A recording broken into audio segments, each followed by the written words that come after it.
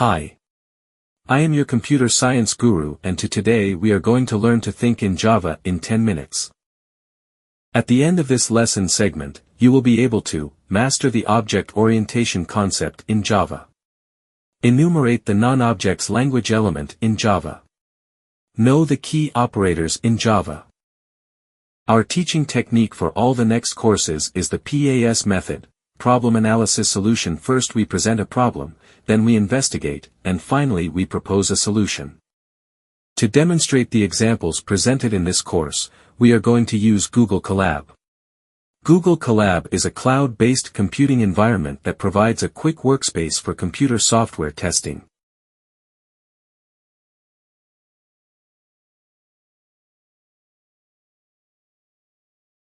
Once you have created a Google account, you just need to search for the term Google Colab to get access to the workspace.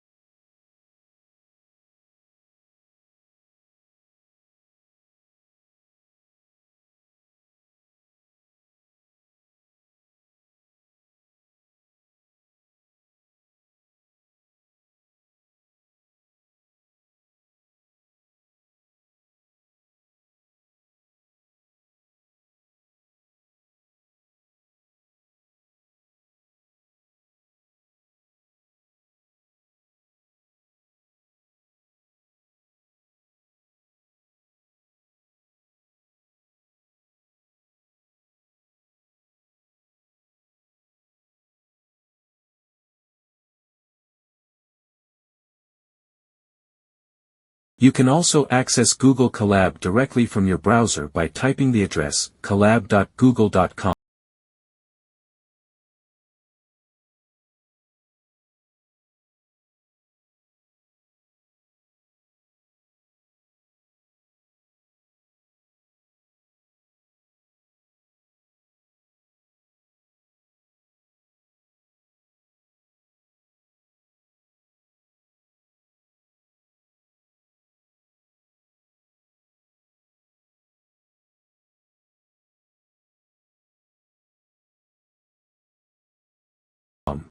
A new window will be presented to you, asking you if you want to open an existing workspace or create a new one. Here, click on New Notebook.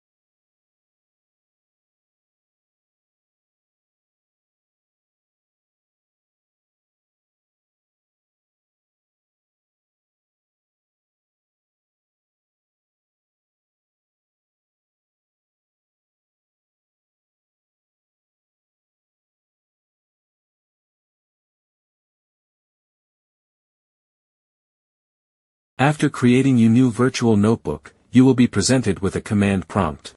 The key features here are the play button. It allows you to run your command. The floating toolbox at your right contains helpful actions such as deleting the command, duplicating a command, or accessing the settings. At the top of the screen you get two buttons, Code and Text. The Code button allows you to create a new executable command, while the Text button enables you to add visual comments. Throughout this course, we will be using a number of system commands. The write file command, notice the double %, enables you to write content to a file. The content must be given in the same command prompt.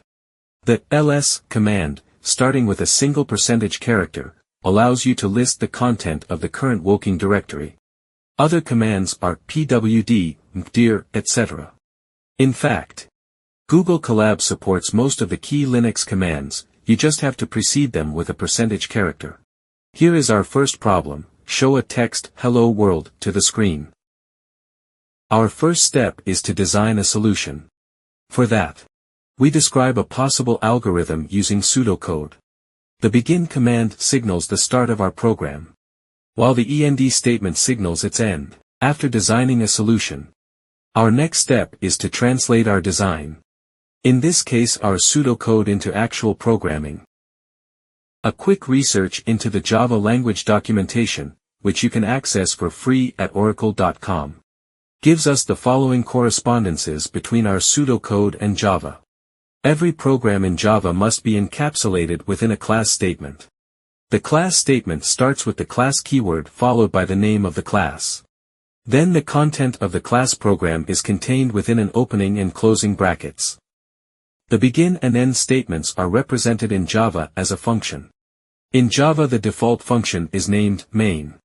Every function definition starts with the function's return class name. Then the function name, followed by the arguments list. The code of the function must be enclosed in brackets. To print a text to the screen, Java provides the system function system.out.print. In general, it is best to print a new line at the end. After translating our pseudocode into actual Java code, here is the result.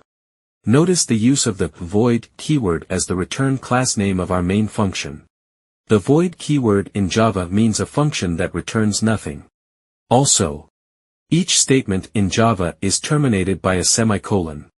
As for the class name, we chose Hello World. But any other name would work as long as it doesn't contain a space character. After replacing the class name and function name, we get our final Java code. Notice the arguments list of the main function is the class string, followed by squared brackets, followed by the name of the argument.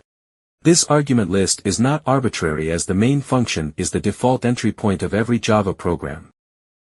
Once we have our Java code, we go to our Google Colab workspace and create a new file helloworld.java using the write_file command. Notice that every Java code file must end with the .java extension.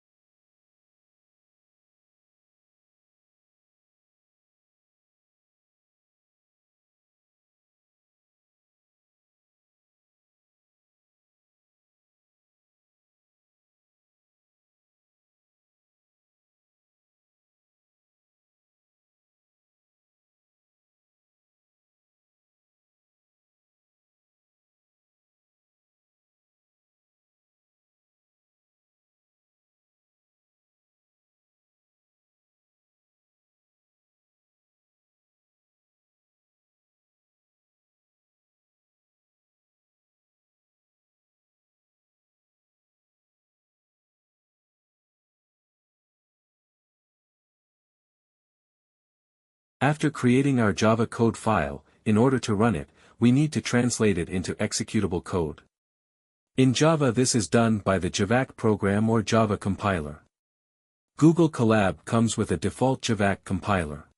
We can check the current Java compiler version using a prompt. Here it shows we are running Javac version 11. We then pass our previously created Java file to the compiler. If the operation is successful, the compiler generated Java class file in the same directory.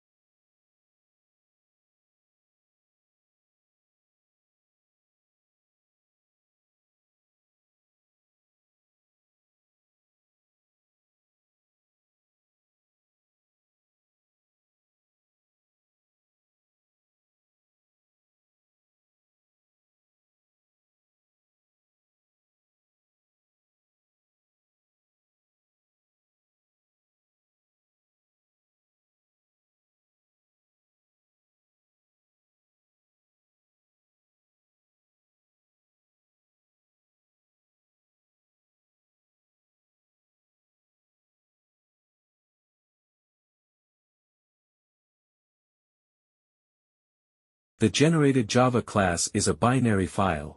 But unlike normal programs, like .exe in Windows or .bin files in Linux, we cannot execute .class files directly on our machine. Java provides a virtual machine called Java that executes our class files on top of the operating system. This feature is one of the key advantages of the Java programming language. We will talk about it later. To run our .class file we pass it to the Java program.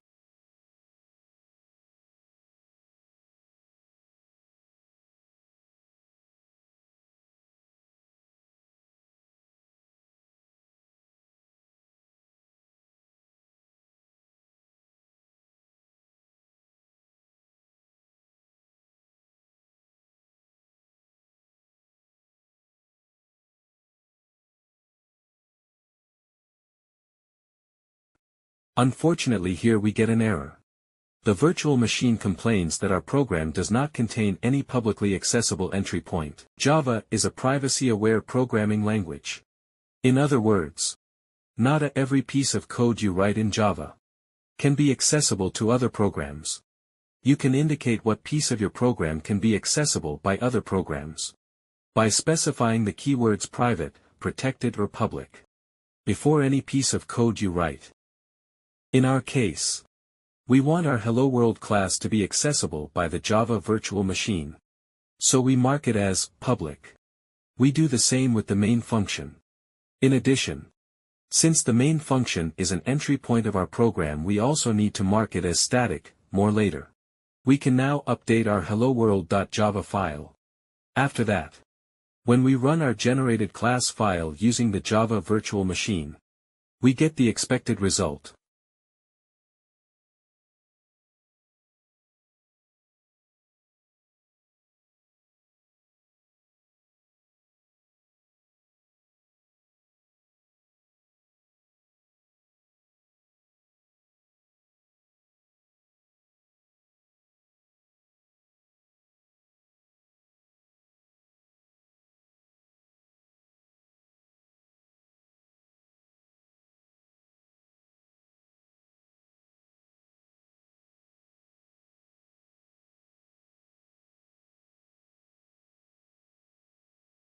Hello World is printed to our screen. Thank you for watching the video. If you have any further question, post it in the comments section, and we promise to answer as soon as possible.